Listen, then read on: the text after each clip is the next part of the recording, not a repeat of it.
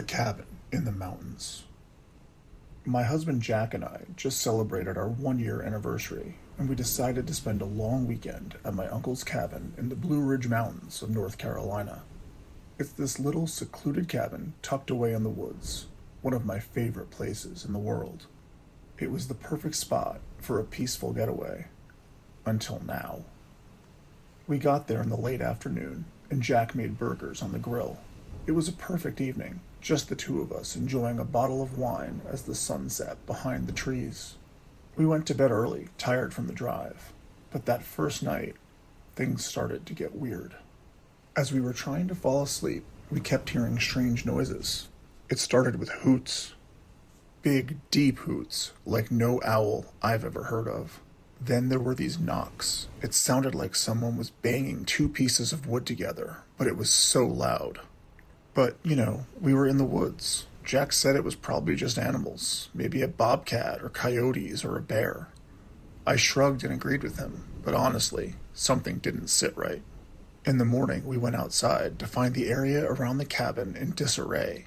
The garbage cans had been knocked over, trash scattered everywhere, and the grill was uncovered, with the cover lying on the ground 10 feet away. Jack insisted it must have been raccoons that ravaged the trash cans. It had been a few months since anyone had cooked there, and the smell of the food was probably too much for them. As for the grill, he said the wind must have blown it off, but I wasn't so sure. The noises from the night before were still fresh in my mind. The second night, the noises came again, but this time they were louder and closer. More knocks, more hoots, grunts now, like something was out there watching us. Jack dismissed it again, pointing out that we were in the woods after all, and nature is loud. But when we woke up, it was even worse than the morning before. The garbage cans were knocked over again, the trash bags torn open. The grill was not only uncovered, but now it was open, like someone had been messing with it. The grate was askew. Jack crouched down and pointed at something on the ground near the grill. There was a mark. "Is that a footprint?" Jack asked. Once he said it, I couldn't unsee it. It looked like it had been left by the heel and bottom half of a foot, but it was huge. "Must have been a bear," Jack said. "Probably smelled the burgers and came looking for a free meal." I had my doubts, but didn't have a better explanation. We talked about leaving, but for some reason we didn't. We decided to stay for our last day and try to enjoy it. So we went for a short hike, and the mountains were gorgeous, like always. The weather was perfect. Crisp, late September air, and the trees in full color. I was starting to feel like we'd made the right decision. It was our anniversary after all, and the day was so serene, I started to believe everything was fine. Then night fell again. This time, the noises were right on top of us. Knocks, grunts, hoots, and now something was banging on the cabin, on the door, the walls, the windows. I was terrified. Jack got up to look out the window. He told me to stay in bed, but I followed him anyway. We peered out into the darkness, only the moonlight illuminating the woods. Nothing. Then a blur, a huge shape running past the window. Suddenly the cabin shook as something slammed against the side. Jack grabbed the rifle from my uncle's closet and rushed out of the room, his face set in determination. I was about to stop him, but before I could say anything, I had an idea. I grabbed my phone and with shaking hands opened the app for our car and hit auto start. For a moment, nothing happened, but then the car engine roared to life, the headlights snapping on, blindingly bright in the otherwise dark night. That's when I saw it. There, standing between the car and the front window of the cabin, was something. I don't know what it was, but it was huge and hairy. It shouldn't have been there. It shouldn't have existed. I tried to scream, but no sound came out. My knees buckled, and I collapsed onto the floor. The thing let out 3 sharp hoots, then a roar that shook the whole cabin. Immediately there were slams against the cabin from all sides, on the door, the walls, the windows. How many of these things were there? Jack acted quickly. He opened the front door and fired 3 shots into the air. Everything went silent for a moment. I could barely breathe, but then I saw movement outside again. A blur crossing the headlights of the car, but it seemed to be moving away. The creatures, whatever they were retreating back into the woods. Jack slammed the door shut, locked it, and grabbed me, pulling me back into the bedroom. We huddled on the floor with the rifle across Jack's lap. I was exhausted and scared, and I must have dozed off on his shoulder, but I don't think Jack slept at all. By morning, we dared to check outside. The first thing we noticed were the footprints. Dozens of them around the cabin, monstrously large and almost human. They had been circling the cabin all night. But the most disturbing thing? The car had been turned around. We parked facing the cabin when we arrived, but now it was facing away from the cabin. The dirt was streaked in circles where the tires had dragged across the earth when they spun it around. It felt like a message. They wanted us gone, and we weren't about to stay another minute. We packed up as quickly as we could, throwing our clothes and bags in the car. We were out of there by mid-morning. To this day, neither of us has told anyone about what happened. Who would believe us? Honestly, I'm not sure I even believe it myself. But whatever was out there, it's still in those woods, and it doesn't want us there. The Voice in the Woods. My name's Christian. I'm 15 now, but this story happened 2 years ago. I was hanging out with my friends, John, Tim, Jason, Paul, and Alex. We were at John's house, which had this huge backyard surrounded by woods. We all thought the woods were totally harmless. I mean, there was the occasional black bear sighting in the area, but that didn't seem like a big deal. We'd all been out there 100 times without anything weird happening. We decided to split into teams of 3 and play manhunt, one of our favorite summer night activities. My team was me, John, and Tim. The other guys went off to hide first, and we gave them a 1-minute head start before we started hunting. We all had flashlights, and we figured the woods were the best place to look, so we split up, trying to cover as much ground as possible. But as soon as I stepped into the woods, something didn't feel right. It was too quiet, like the whole forest had gone dead silent. I've heard that predators make the woods go quiet before they strike, but I figured it was just my imagination. There wasn't anything like that living out here, as far as I knew. I kept walking, my flashlight cutting through the trees, trying to focus. A few minutes later, I heard Tim's voice. "Christian, over here!" I stopped in my tracks. Yelling like that was a dumb move in manhunt. If you called out, it'd give away your position, and whoever was hiding nearby could move. So I didn't shout back. I just started walking toward where I thought I heard him. Then, a moment later, I heard it again. "Christian, I'm over here." It still sounded like Tim, but it was starting to feel weird. Why would he be yelling like that?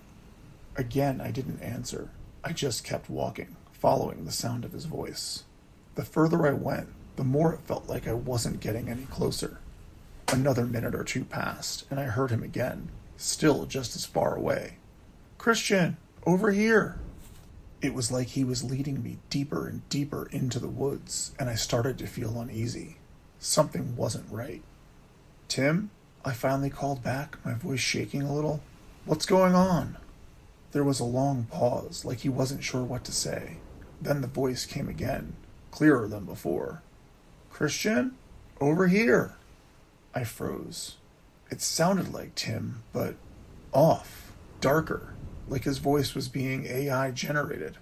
I stood there, my heart pounding, and then I heard something behind me. "Ha! I got you!" It was Tim's voice again, this time from a completely different direction, and then I heard Alex grumbling before Tim's voice boomed out again, clearly. "I've captured Alex, and I'm escorting the prisoner directly to jail." I didn't know what to think. I had just heard Tim's voice coming from the opposite direction. There was no way he could have circled behind me that fast. Was someone messing with me? I sprinted back toward the house to meet Tim, trying to shake off the weird feeling. "Tim," I yelled when I found him. "Were you just out in the woods calling my name?" Tim looked confused. "No, man. I was looking for Alex. I was hunting him the whole time." I explained what had happened, how I'd heard him calling me, how it sounded just like him, but at the same time, not quite like him. Tim didn't seem to believe me at first, but when he saw how scared I was, he stopped joking around. He agreed that something weird was going on, so we called the others back in, and the game was over. None of the other guys would admit to doing it, and it seemed like they were all telling the truth. The other guys settled on the conclusion that there was someone out in the woods trying to lure me away.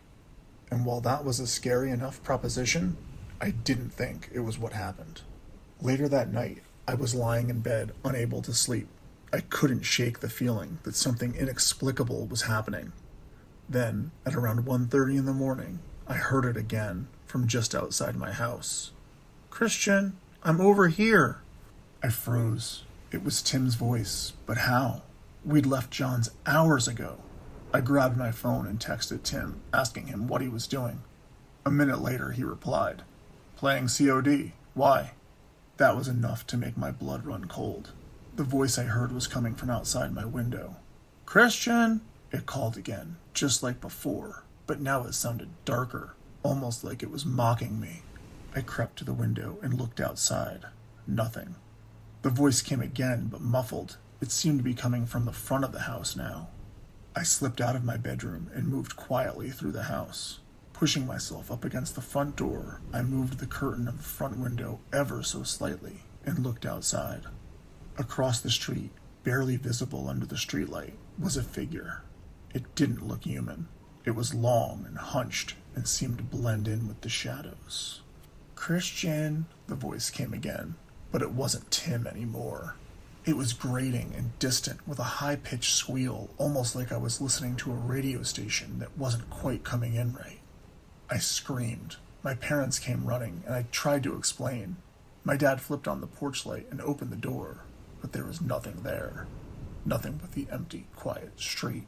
I told them about the voice in the woods, and, like my friends, they figured it was someone trying to lure me out there.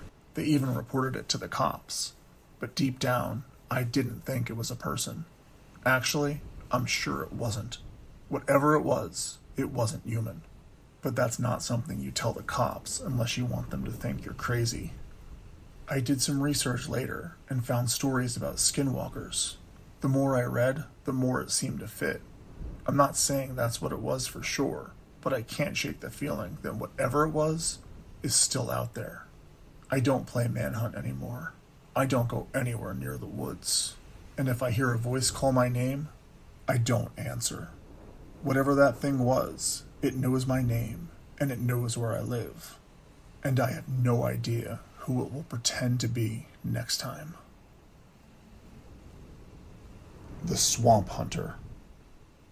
I've been hunting gators in the South Carolina Lowcountry for over 20 years.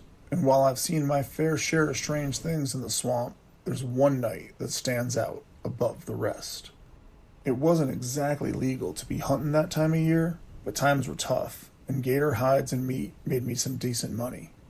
I had a few traps set and went to check them late in the afternoon. The air was thick with humidity, the kind that clings to you and makes your clothes feel like they're stuck to your skin. I didn't mind it, just part of the job. The first few traps were fine, just a couple of smaller gators. Nothing unusual, but when I got to my next trap, that's when things went sideways. The trap was destroyed, completely torn apart. I'm talking snapped metal, chains pulled loose, and the prints around it. They didn't make any sense. I've seen gator tracks 100 times, but these were huge, far bigger than any gator I'd ever seen. They looked almost human in shape, but wrong, like someone or something had crawled right out of the swamp. Now I've heard the stories and the legends, but as far as I was concerned, that's all they were, stories and legends. I should have turned around right then, but the thought of the money I'd lose if I left empty-handed kept me going. The deeper I went into the swamp, the more something didn't sit right. It wasn't just the prints, it was the air. The woods had gone dead silent. No birds, no insects, nothing but the sound of my boots in the muck.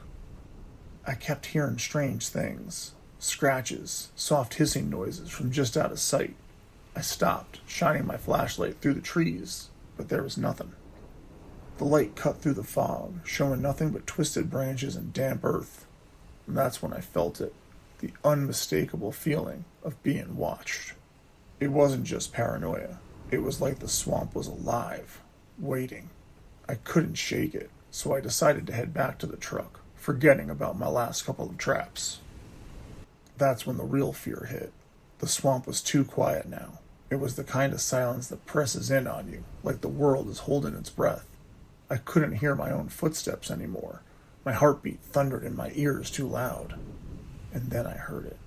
A low scraping sound, followed by another hiss. It was close. Too close.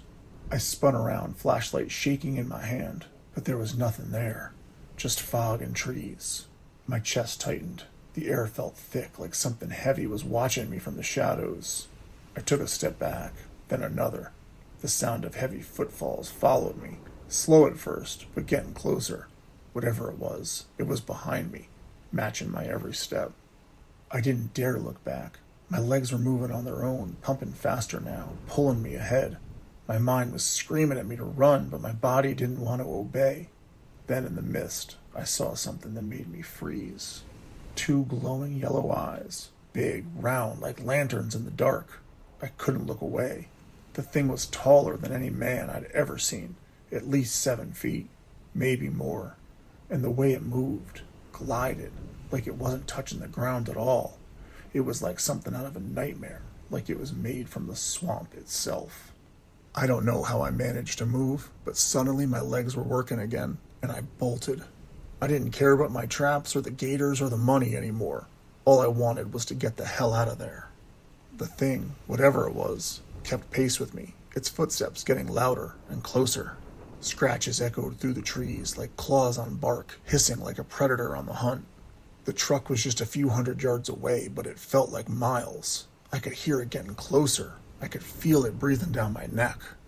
I reached the truck, threw myself inside, and slammed the door behind me. My heart was in my throat as I threw the keys in and started the engine, my hand shaking so bad I could barely grip the wheel.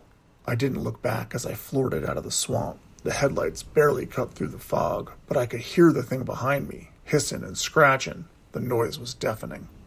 I didn't slow down till I was clear of the swamp, my truck roaring down the highway. I drove home in silence, trying to catch my breath, but it felt like I couldn't get enough air. My mind was racing. What the hell was that thing? I didn't know, but I knew I didn't want to find out. When I got home, I was covered in mud, my boots caked in the swamp. I showered, climbed into bed, and tried to sleep, but I couldn't. Not with the image of those eyes burned into my mind. The next morning I went to check the truck. It wasn't until I saw the scratches on the side, deep, jagged gouges that ran across the metal, that I realized just how close I'd come to not making it out. Those marks weren't from a gator, and they weren't from a man. They weren't from anything I'd ever seen before.